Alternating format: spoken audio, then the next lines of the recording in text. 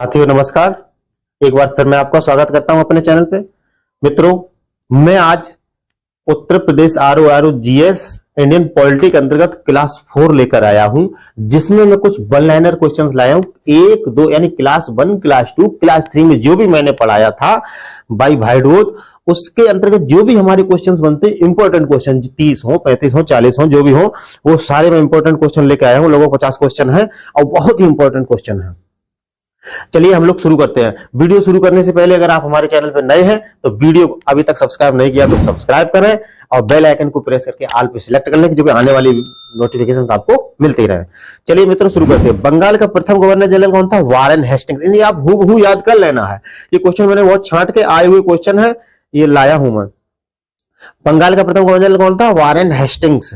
और बंगाल के प्रथम गवर्नर जनरल थे लॉर्ड विलियम बेंटिंक। देखिए ये याद कर लेना है। देखिए ये दिया है बंगाल का प्रथम गवर्नर, ये बंगाल के गवर्नर जनरल थे, लेकिन भारत के जब पूछा जाएगा तो लॉर्ड विलियम बेंटिंक थे।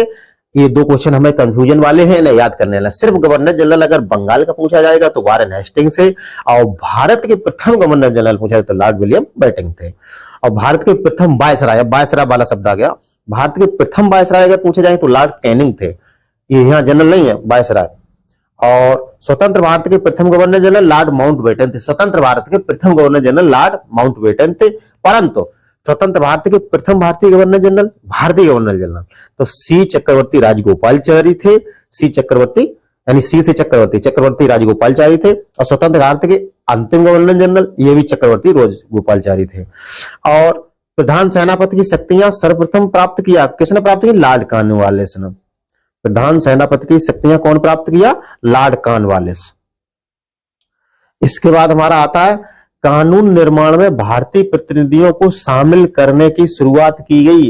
मित्रों ये कई बार क्वेश्चन आया है।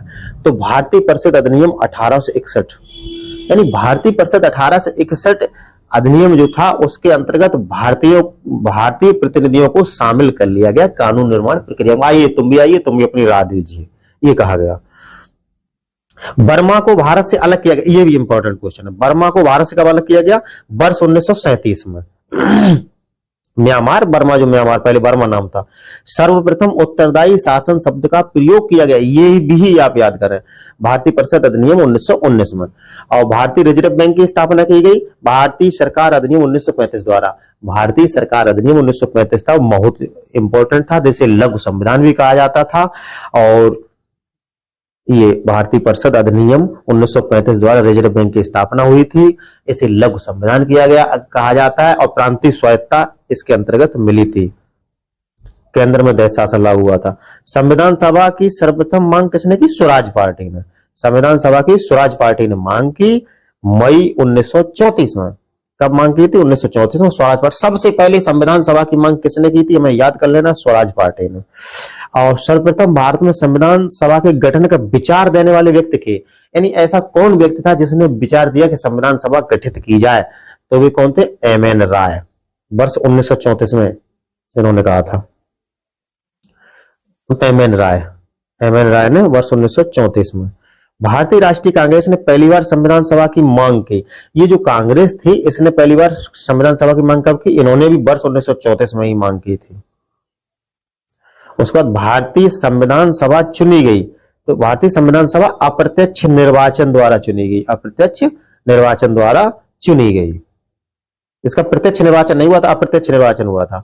संविधान सभा की प्रथम बैठक की अध्यक्षता किसने की थी?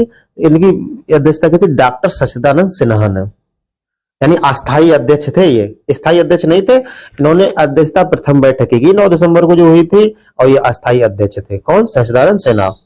जवाहरलाल नेहरू ने उद्देश्य प्रस्तावना पेश की। तो ये तारीख हमें हूबहू याद करनी है मित्रों। ये आती है 13 दिसंबर 1946। 13 दिसंबर 1946 को उद्देश्य प्रस्तावना इन्होंने प्रस्तुत की थी संसद के सामने। किसने? जवाहरलाल नेहरू ने। संविधान सभा के लिए चुनाव कब हुए? यहाँ संविधान सभा के लिए चुनाव भी हुए थे अप्रत्यक्ष। तो वो चुनाव हुए थे जुलाई अगस्त के महीने में 1946 में। और भारतीय संविधान लागू कब हुई तो मालूम है 26 जनवरी 1950 को। देखिए ये हमें याद कर लेना, भारतीय संविधान लागू हुआ था 26 जनवरी 1950 को और भारतीय संविधान अंगीकृत किया गया था 26 नवंबर 1949 को। ये दो क्वेश्चन बहुत इंपॉर्टेंट है। भारतीय संविधान अंगीकृत किया गया था यानी बनकर तैयार हुआ था, अंगीकृत करने मतलब बनकर तैयार हुआ था और राष्ट्रपति सारे सबके मोहर लगे थे बड़े बड़े नेताओं के 26 नवंबर 1949 को। उसको लागू कर दिया था 26 जनवरी 1950 को। अंतरिम सरकार का गठन, यानी संविधान जब हमारा बन बना के तैयार हुआ तो कुछ अंतिम, उससे पहले एक सरकार चली थी, अस्थायी रूप से सरकार चलने लगी थी, उसका वो 2 सितंबर 1946 से अंतरिम एक सरकार बनी थी, वो 2 सितंबर 1946 से चलने लगी थी। संविधान सभा में कुल सदस्य थे ये 299 थे भारत विभाजन से पूर्व, 299 थे भारत विभाजन से पूर्व। और संविधान सभा का चुनाव परिणाम, संविधान सभा का जो चुनाव हुआ था उसके परिणाम आए थे, कुल 296 सीटों पर चुनाव हुआ था। ब्रिटिश भारत तब कहलाता था, यानी ब्रिटिश भारत था। कुल 296 सीटों पर चुनाव हुए थे। थोड़ा सा हमें ध्यान दे लेना, इससे क्वेश्चन आ सकता है। कांग्रेस ने कितनी जीती थी सीटें? 208। मुस्लिम लीग ने कितनी जीती थी? 73 और अन्य ने जीती थी 15। यानी कांग्रेस को बहुमत प्राप्त हुआ था। सरकार बनाने के लिए इन्हें आमंत्रित किया, इन्होंने सरकार बनाई भी थी। संविधान सभा के सदस्य निर्वाचित किए गए, संविधान सभा के सदस्य निर्वाचित किए गए, उसमें एक प्रणाली अपनाई गई कि प्रति 10 लाख व्यक्तियों पर एक प्रतिनिधि, यानी कि एक आबादी 10 लाख की जहां वहां से एक प्रतिनिधि उठा के खड़ा किया जाएगा। कैबिनेट मिशन के सदस्य थे, कैबिनेट मिशन के मित्रों ये सदस्य कई बार पूछा गया, 3 सदस्य थे, पैथिक लॉरेंस और स्टेफोर्ड क्रिप्स और एवी अलेक्जेंडर। तीनों सदस्य आते हैं, कई बार आए हैं परीक्षाओं में, पैथिक लॉरेंस, स्टेफोर्ड क्रिप्स और एवी अलेक्जेंडर। संविधान सभा कांग्रेस थी और कांग्रेस भारत ये बहुत बार आया है। संविधान सभा कांग्रेस थी और कांग्रेस भारत, ये किसने कहा था? ये कहा था ग्रेनविले ऑस्टिन ने, ग्रेनविले ऑस्टिन ने। ये विदेशी थे यानी ब्रिटिश थे। ग्रेनविले ऑस्टिन ने ये कहा था कि संविधान सभा कांग्रेस है और कांग्रेस ही भारत है, ये उन्होंने कहा था।